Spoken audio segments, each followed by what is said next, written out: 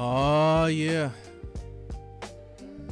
Oh, yeah. We are back for the first time for the first live stream inaugural celebration event. It's a celebration.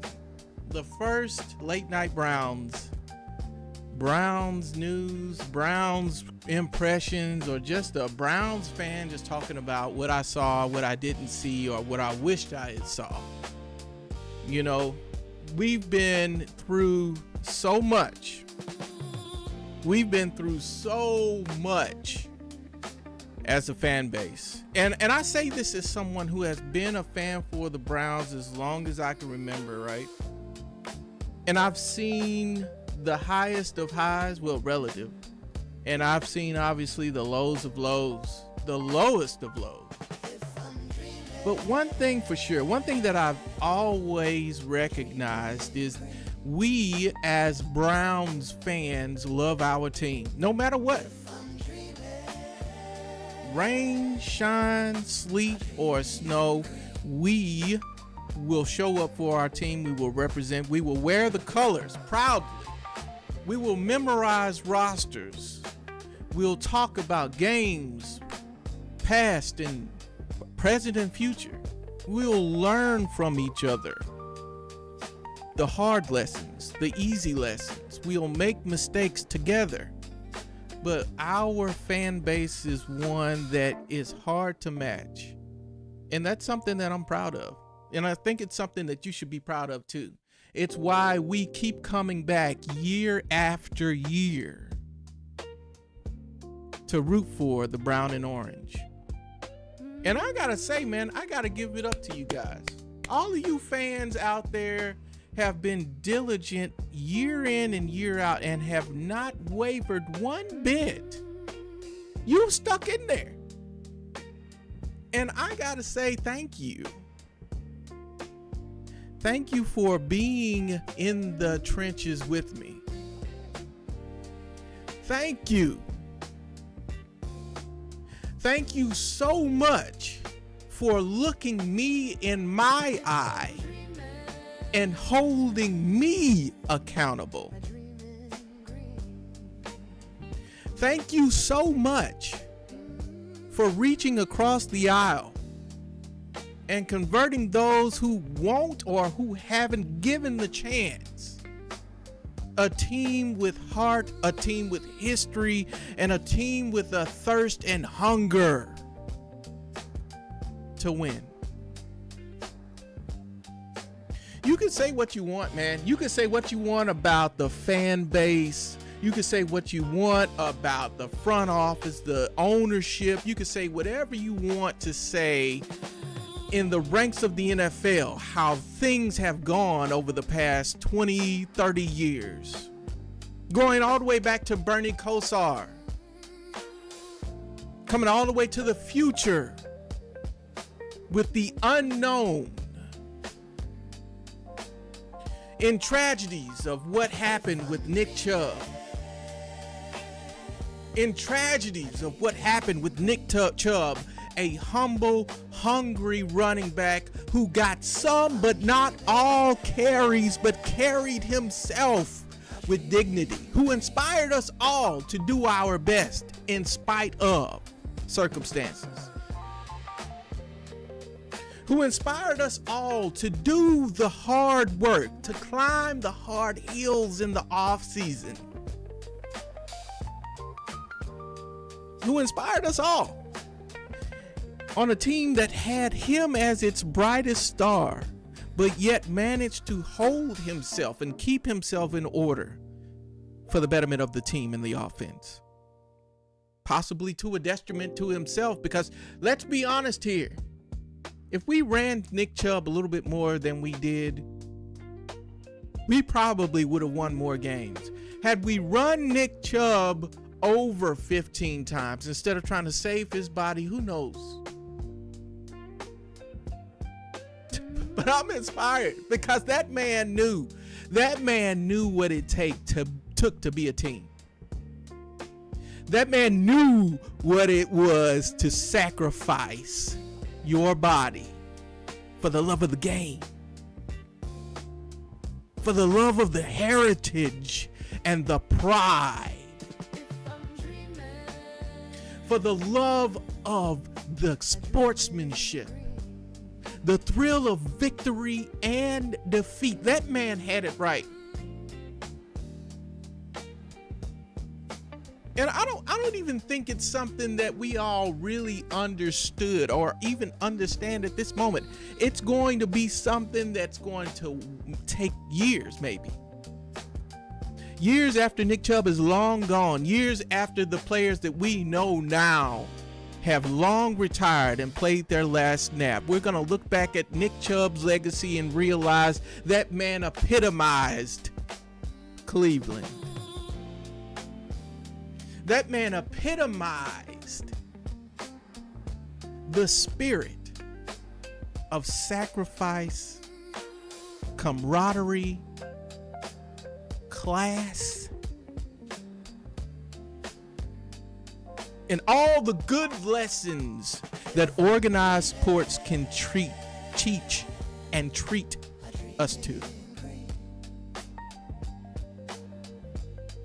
And I have so much respect for that man. That's why I still wear this 24 jersey. And that's why I am going live today. And I think that's why Cleveland has continuously showed up.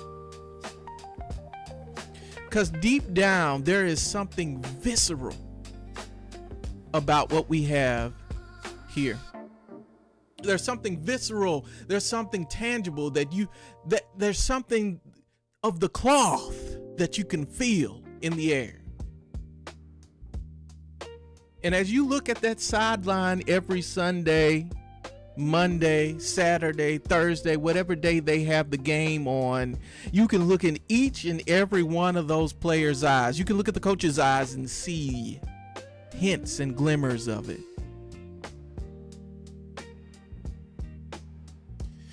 And one day, when we hoist the Lombardi Trophy, it'll be worth it. One day, when we look at each other in the eyes in the victory circle and look at all of those who lay in our waste as we stand at the top of the mountain of the NFL,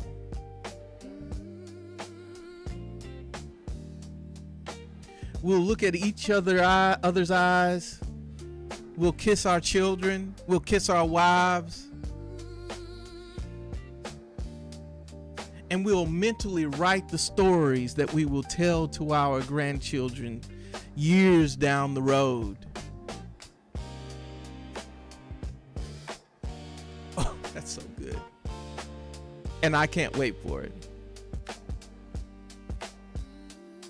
But to get to that point, to get there, you gotta start somewhere.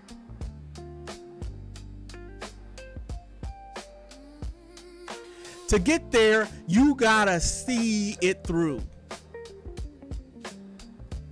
To get there, you gotta show and prove. To get there, you gotta churn it until you get it right. To get there, you gotta look everybody in their eyes and hold everybody accountable. And if they're not participating or doing the things that they need to do to get us on that journey, then they need to go. To get there, hard decisions gotta be made. To get there, you gotta trade 3 first-round picks and grab a quarterback who has showed to be top 5 talent. Pay him $230 million fully guaranteed and watch him flame out. You got to eat all of his allegations for misconduct off the field, and you got to like it. To get there, you got to trade away the number one defensive player for your team ever, possibly in the NFL. To get there, you got to trade him away, and you got to like it. You got to look at Jared Verse, who is probably one of the more suitable replacements for him, and understand that he is not Myles Garrett, and know that he's not Myles Garrett, and you got to like it.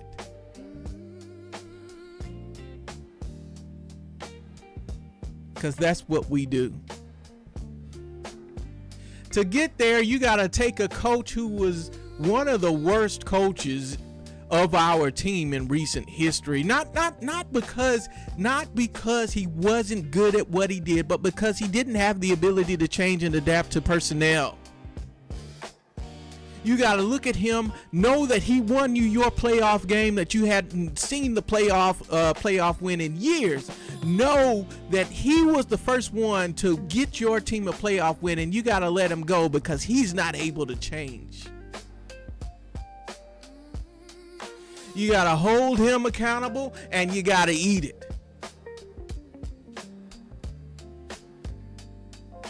You got to let him call plays and reserve the right to change his mind. And I reserve the right to change my mind. I'm going to call plays, and I reserve the right to change my mind. You got to let him do that.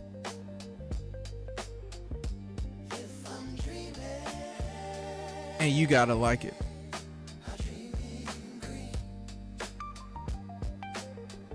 But you know something? There's a light at the end of the tunnel somewhere, right? We've got what could be. We've got what could be.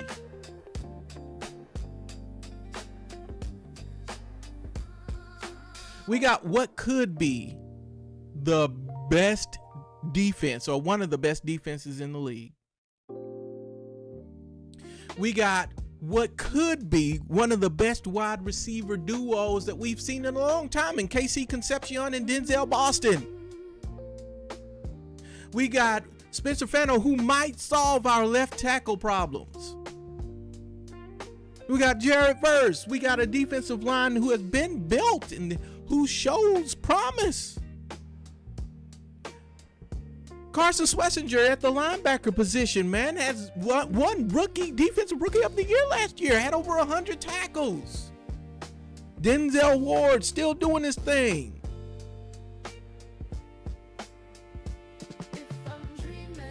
If you look at that offense, there are pieces and things there. Quinshon Judkins is going to be a dude. Quinshon Judkins is going to be a dude. I guarantee it. Fannin is going to be a guy at tight end. We've got bright spots, and I think it's absolutely wonderful and great that there are things to be proud of this team.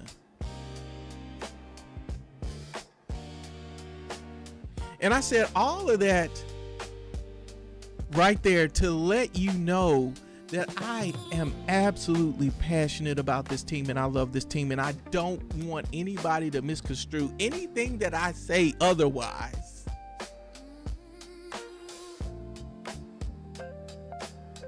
But let me tell you, Todd Monken, let me tell you, Andrew Berry, let me tell you that there are areas that need work. And I had all the optimism in the world. I did not want to talk negatively about the room in question until I saw them firsthand. I saw them. I read all the press clippings. I saw all of the videos. I saw all of the offseason analysts tell me everything that I wanted to hear about this quarterback room, but I wanted to see for myself.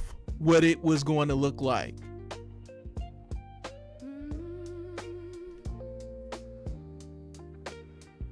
Because that's the kind of fan that I am. Because I've learned over time, a lot of times you got to lay eyes on it yourself to see what the real deal is.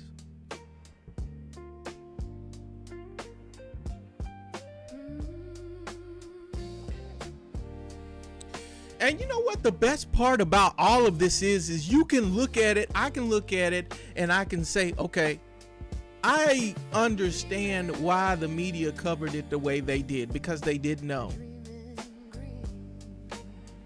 I can understand why there are some members of the media who have covered this team and covered the quarterback room in a certain way, and I understand why. It's because we love it. It's because we love this game and we love this team and we want this team to do well so bad we might be able to say some positive things even when they're not warranted. And I understand this is a quarterback competition. And it's not over until the fat lady sings, right? That's what I'm thinking.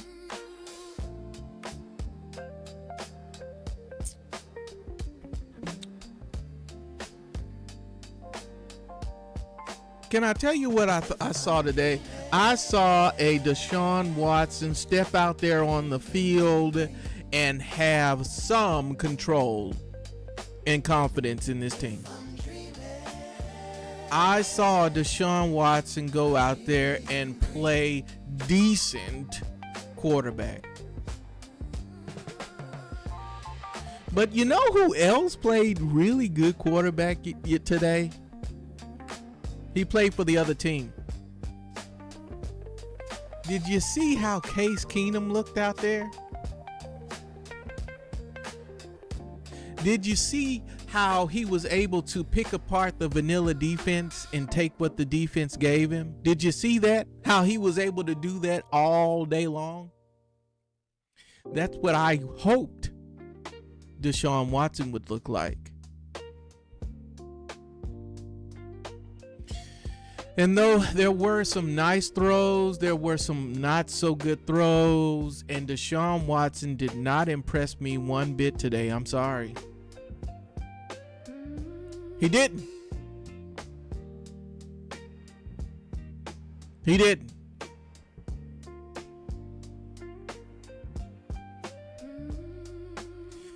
And I think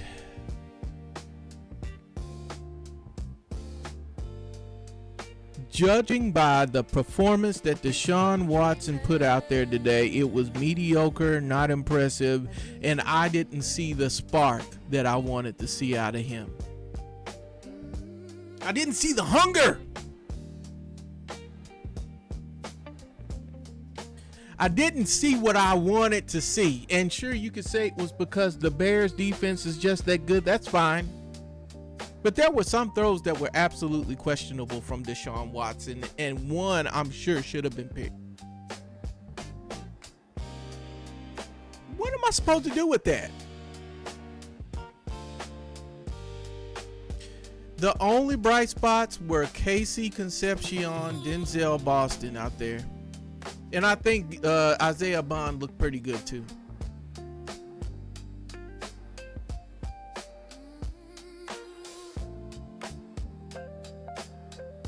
You know how you get yourself all excited and ready to go for the season to finally get rolling, because you know that this is going to be the year. You know you're going to go and see the determination and the eagerness out of these players to go out there and perform to the best of their abilities and prove that they're the top of the game. And then you see it. And as good as our defense is, if we cannot get mediocre quarterback play consistently out of our quarterback position, then our defense is wasted and we're not going to win games. We're not. They're just going to be low scoring games that we end up losing at the end.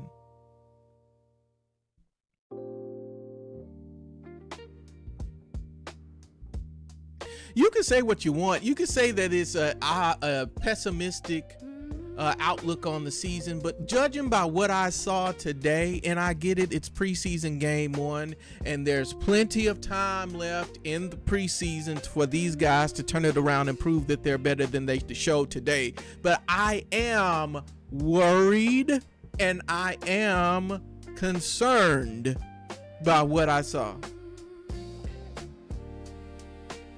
We do this to ourselves over and over again. We've seen what Deshaun Watson looks like anyway. But somehow the competition was going to bring the best out of him. He would be able to knock the rust off, and we would get glimpses of some 2020 Deshaun Watson, some 2019 Deshaun Watson, and that's not what we got.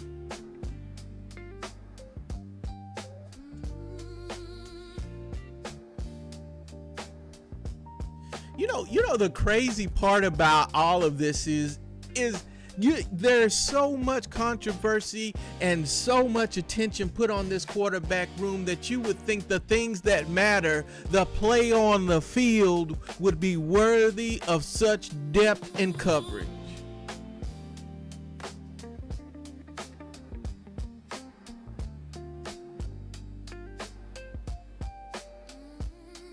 Right?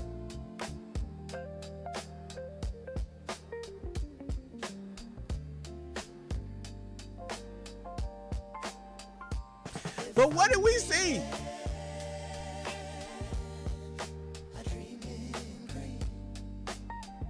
Shedeur Sanders started in the second half, guys. Oh!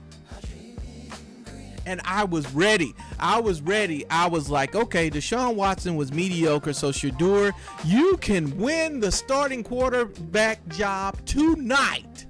Throw 2 touchdowns. And it's over. It was laid up for him. I mean, absolutely laid up for him.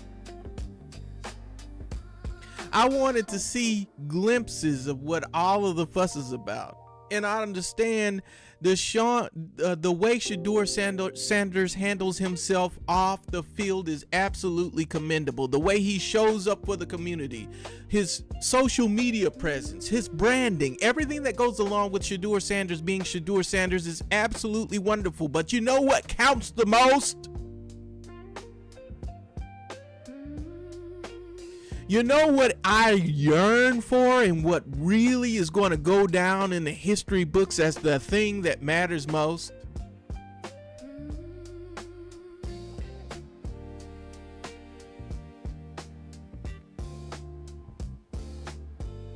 You know what's going to matter most?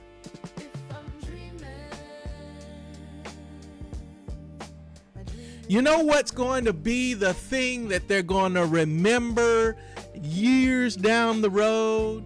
You know the thing that's going to get you an extra contract? The thing that's going to keep you in the league? How you play.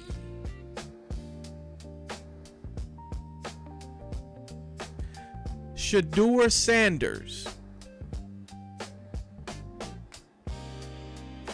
You got to do better, man.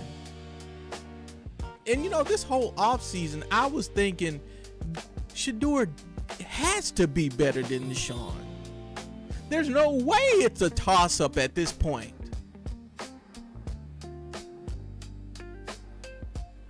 And then I saw him today.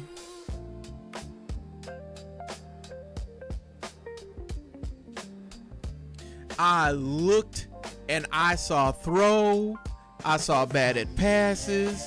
I saw squeezing the ball in places where the ball shouldn't go. And I saw a couple of good throws. Don't get me wrong. That was a couple of good throws.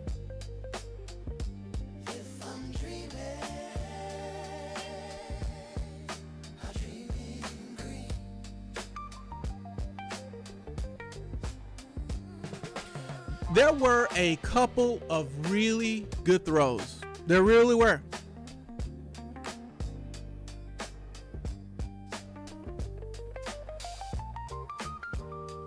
And I'm glad.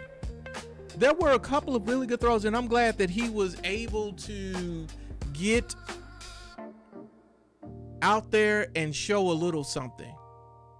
But in order to be a franchise quarterback, you gotta show more than a little something.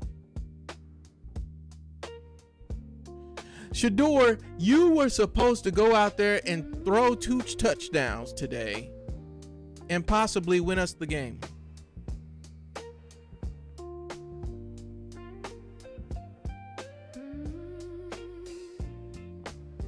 You were supposed to remove all doubt that you're going to be quarterback 1 this season. You are supposed to walk it like you talk it. You were supposed to put up instead of shutting up. You were supposed to put the dollar signs where your mouth is. And guess what, Shedeur?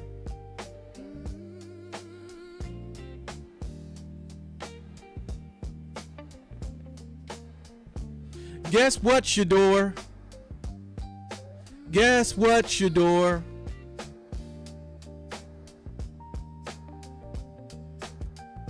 You didn't.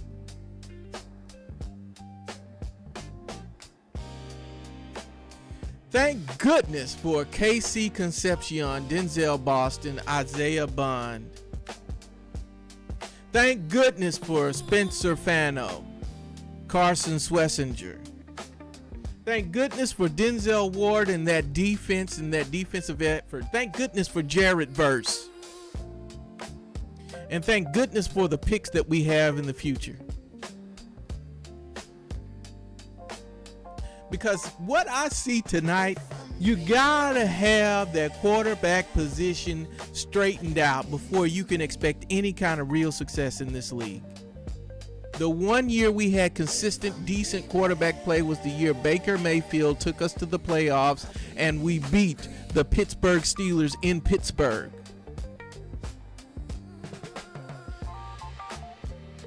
The one time. Last year, we had a Super Bowl worthy defense. Our defense was so good last year. It was great. But because we didn't have any production out of our quarterback room, we didn't win any games. You can have the best defensive player on your team of all time, arguably, and still not get over 500 because you know you need a quarterback. That's something we've learned in spades over the last 20 years. And you know what?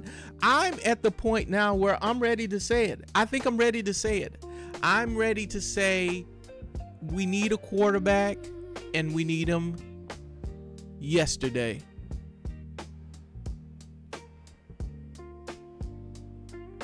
If this is the best we're going to get out of this quarterback room, I mean, I don't even want to talk about Dillon Gabriel. Dillon Gabriel is 5'9" of almost. He's 5'9" of almost. And I can say that because I saw it on the field.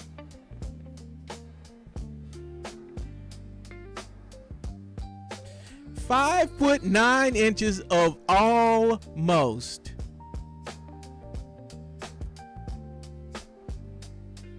And you know what, guys? That's it. That's your quarterback room. Congratulations. And if you're clueless or delusional to think that all of a sudden overnight the room is just going to get miraculously better, exponentially better, or if you're thinking that somehow that room is just gonna figure it out and Todd Monken's offense is gonna simplify things and get the best out of each quarterback's ability, the things they excel at, you gotta be kidding yourself.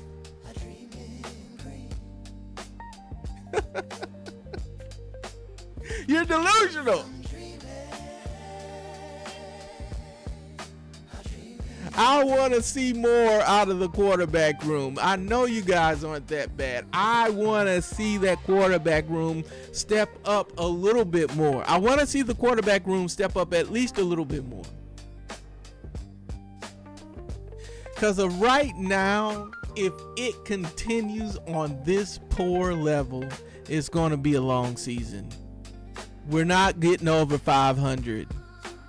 And we may even threaten for a top 3 pick, which in a quarterback field draft, that might not be a bad thing.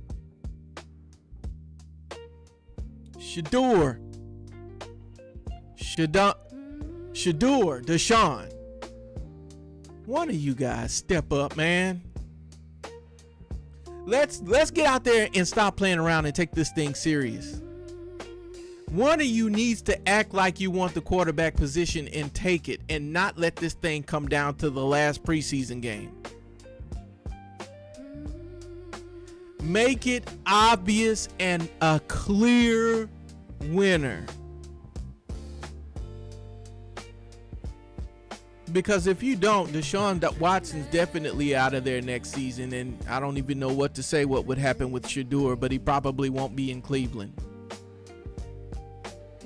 Because if they don't get one of you guys as our quarterback this year, they're drafting another, and you're probably out of town.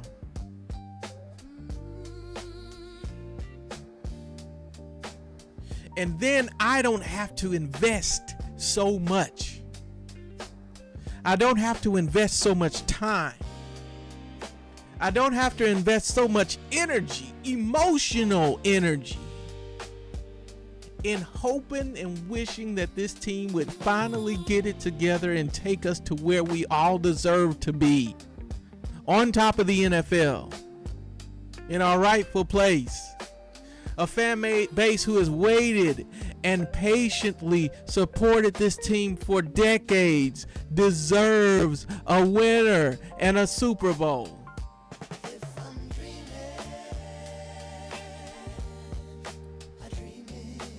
So here I am in 2026 investing again in Brown stock.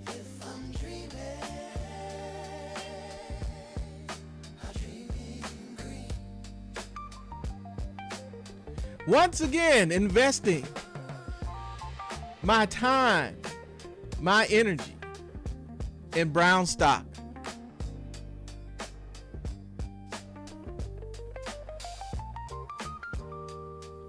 So let's check the Brown stock market. Oh, let's take a look here, man. Let's take a look.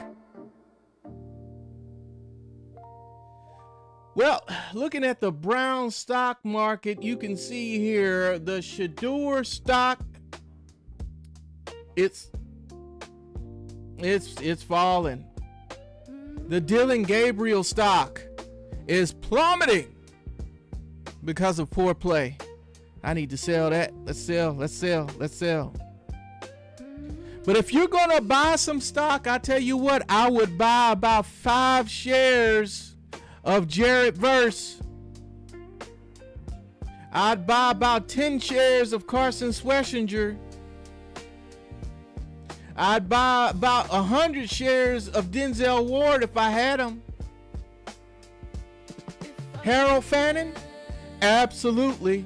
Invest your time, invest your energy, invest your money in a jersey in these players because they're worth it.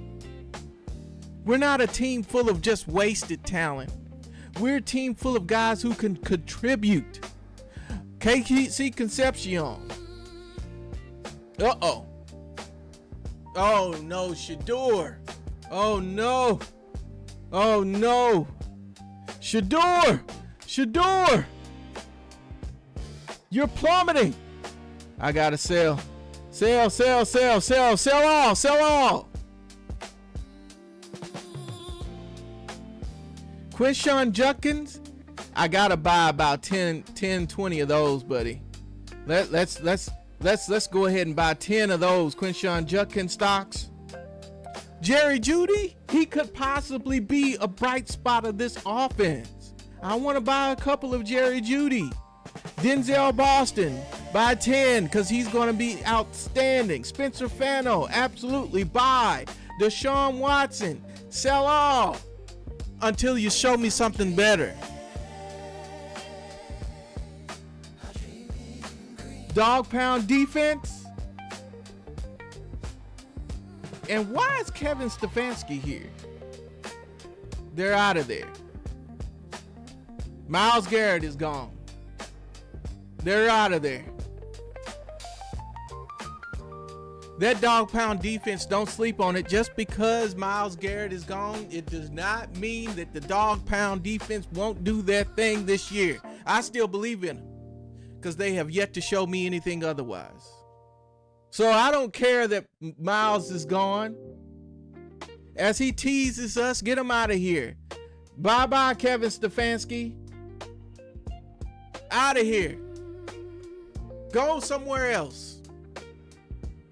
Go to Atlanta and do your thing out of there. We're fine. We're no longer haunted by you and your ability to call plays. I'm going to call plays, and I reserve the right to change my mind. You can change your mind all you want to down there.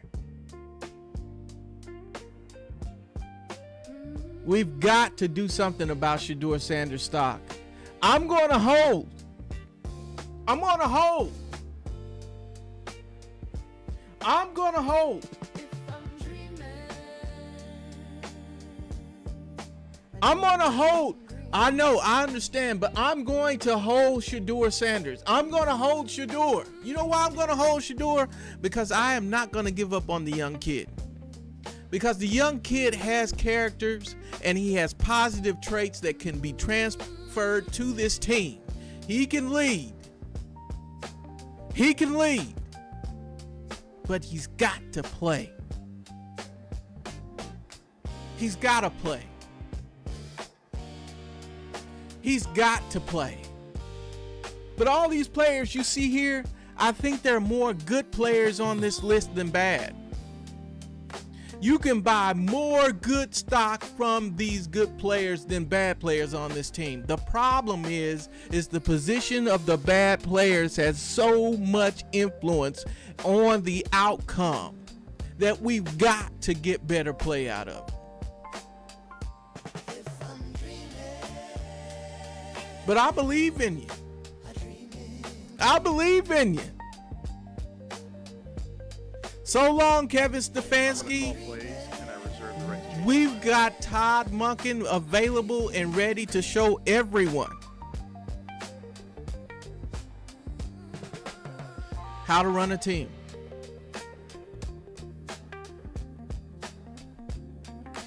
And you know, the best part about all of this, right? The best part about all of this is the fact that we know that with the right quarterback in place, we can get the most out of KC Concepcion, Denzel Boston, and Harold Fannin Jr. Well, you already know that if you are playing with the lead, that means that the other team has to throw the ball, which sets up the pass rush where Jared Verse and that defensive line can shine. If we can get up by 2 scores, that's when we'll really see how good this defense is. If you get us up by 2, can you get us up by 2, Shedeur? Can we get up by 2 touchdowns, Deshaun?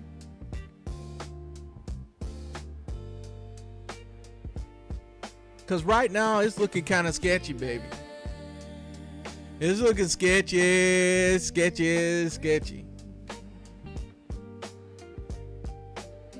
And you know, the worst part about not having consistent play at the quarterback position is that any and everything can happen with the offense to throw it off. If you're constantly putting your defense in bad positions by turning the ball over on downs, having the punter have to punt out of its own end zone, giving good field position to the opposing team puts your defense in a terrible spot. And so it looks like they're not as good as they are, but they're not able to contribute as much as they could because they're starting with their backs against the wall. Any and everything can happen in dog pound bingo. Any and everything can happen.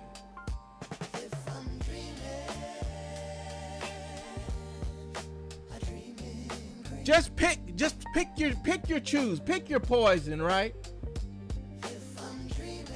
When you don't have consistent and good quarterback play, what do you have? Stuff starts happening on the line of scrimmage.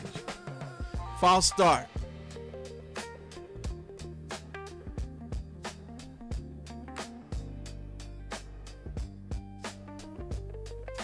Offensive line not playing right, so a perfect pass and catch gets called back for holding.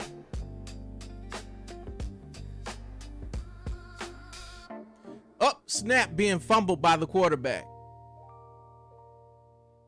And all of these balls batted at the line of scrimmage. All of these things happen during the course of a game that a dog pound fan has to watch.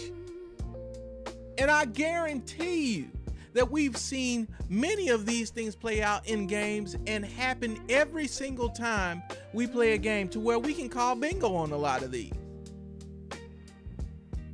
But as a Browns fan, I can walk you through still thinking about Baker Mayfield in that year.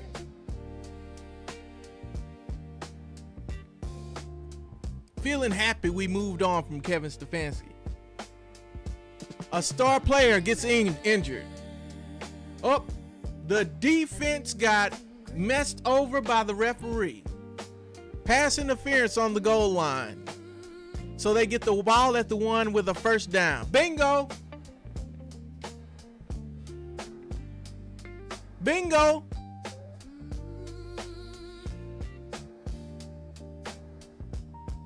Problematic quarterback play. Perfect pass and catch. Held out by holding.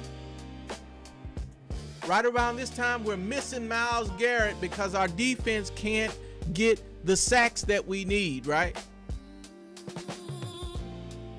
And then there's always some regret for moving on from Kevin Stefanski. And the crowd goes wild. And we play this bingo game every single week.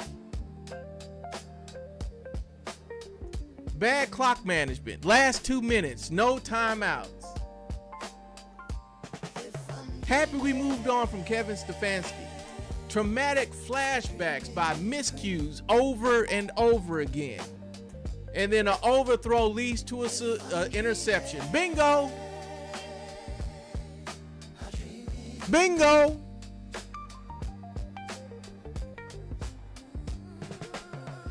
And I think over the course of an entire season, you can have blackout bingo and have this entire card filled. And it's one thing, right, to have a bad game and have bingo on 1 or 2 or maybe even 3 games a year. But if you're facing this kind of dysfunction every single game, it ain't fair.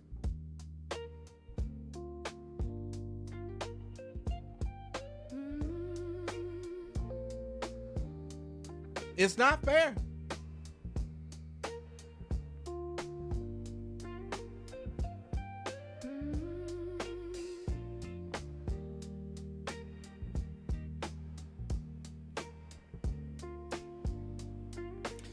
You know, I think as we go forward this season,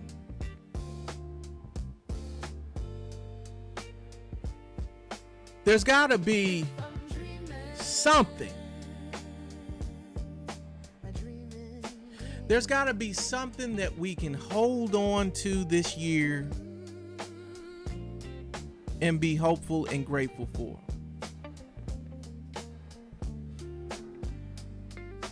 And I know as I go through this season and I go through the ups and the downs, and I know there's going to be plenty of downs because of what I've seen out there on that field today, I gotta keep something in mind.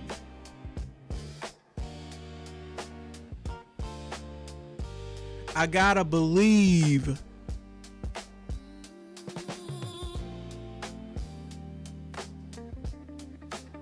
I gotta understand that, man, what if I can control the way I see this team currently and look towards a brighter future?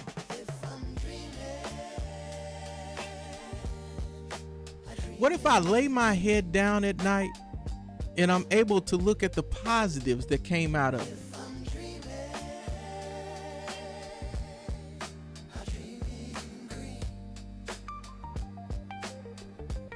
What if?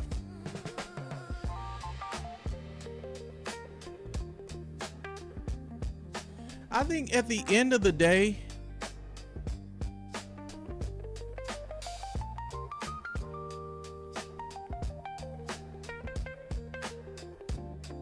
I really do think that at the end of the day, there's going to be a time where the real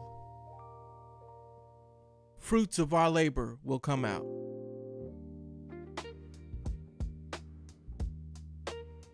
I think at the end of the day, there's going to come a time where we look back on these dark days and we're going to realize that, oh my goodness, we're going to realize that, hey, we went through the worst of it. We're going to look back and be like, man, look at where we were. And we're going to realize very quickly that that quarterback problem was the reason why.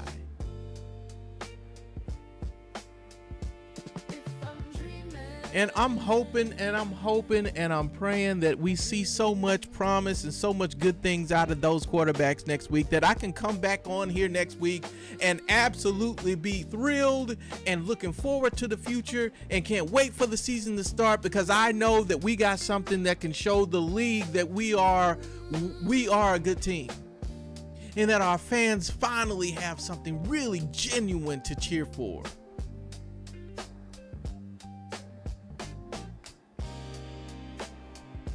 But you know what? It's got to happen first. I can give you all of the positive energy that I can muster inside of me week in and week out, and understand that that's a great thing. That's a wonderful thing. I can muster it up, dig it up, go out there, rep for my team, wear the jersey, be a proud Browns fan, and be absolutely at the top of whatever I need to be at the top of. But you got to understand one thing. Your legacy and the way you are perceived across the NFL, across between players and across the different fans of different teams, you got to understand that there's a part of that that's missing there that is depending on you.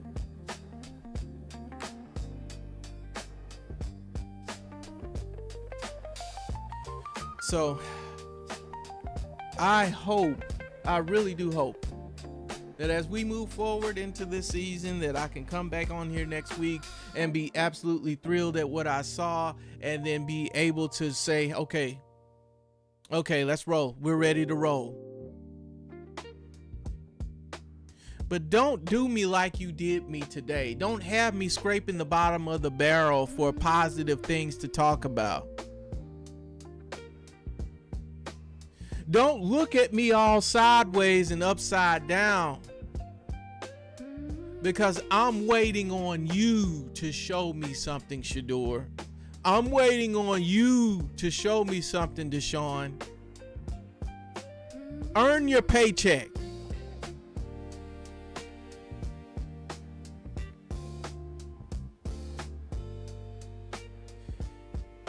But either way it goes, man, as a Browns fan, and I'm sure all the rest of the Browns fans can relate to what I'm saying here. As a Browns fan,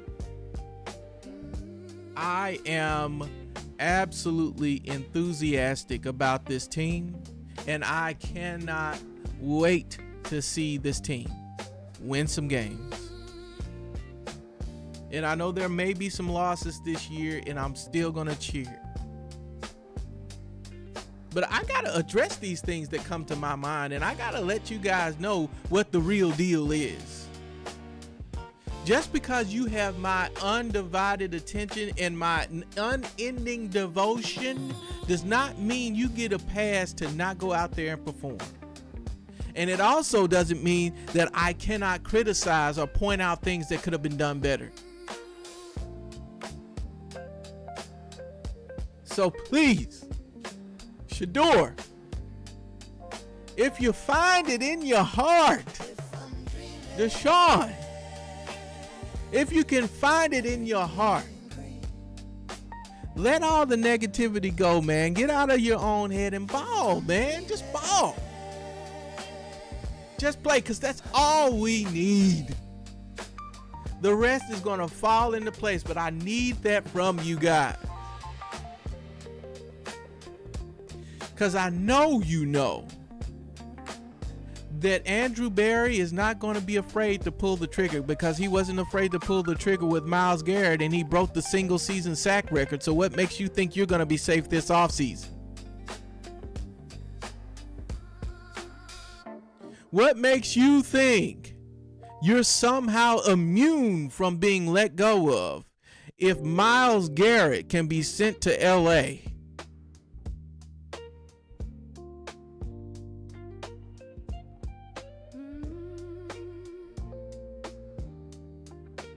I think the best thing you can do is go out there and play your tail off and earn your spot. I think the best thing you can do is go out there and make people recognize that you're a good football player. Make people recognize that you're not washed up. Make people recognize that you got over the 2 Achilles tears. Make people recognize that they made a mistake not drafting you in the first round and letting you fall to the 5th.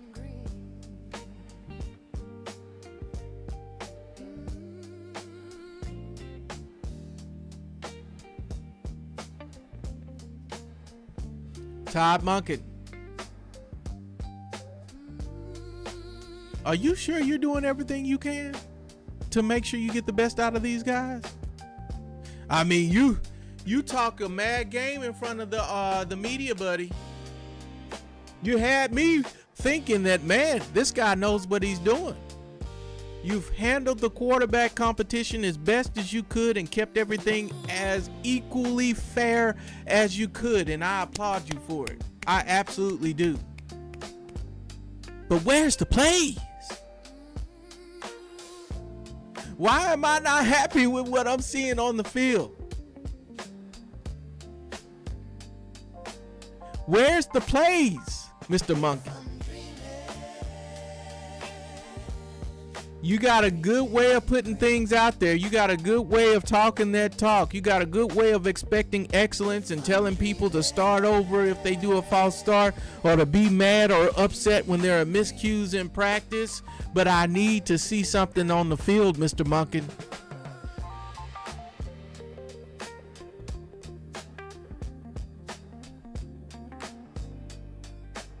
I need to see it.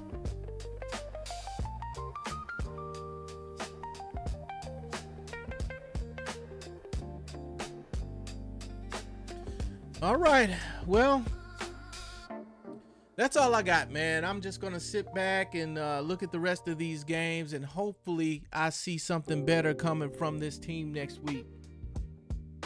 Because I know they have the ability to do it, and I'm going to cheer for them regardless, because I absolutely love this team, and Cleveland loves this team as well. Jimmy Haslam, I know you're going to get that brand new stadium, buddy. And I understand. But let's make sure. Let's make sure that what we're doing with this stadium, let's make sure that we have everything else in place. Whatever needs to be said or whatever needs to be done, let's just make it happen.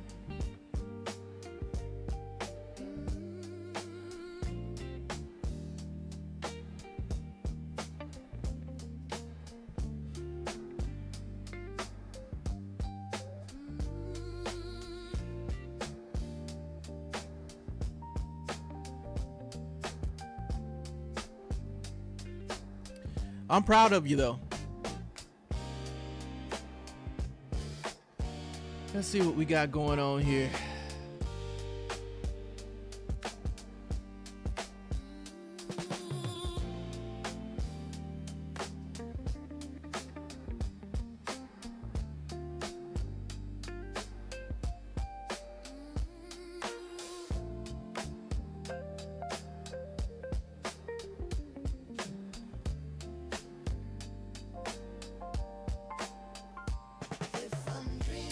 All right.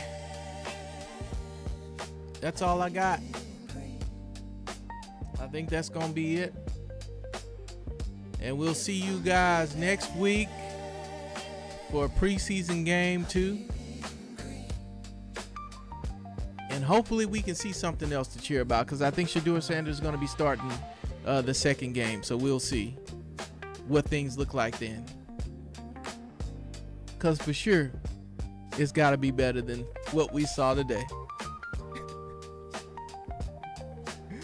But that's all I got for y'all.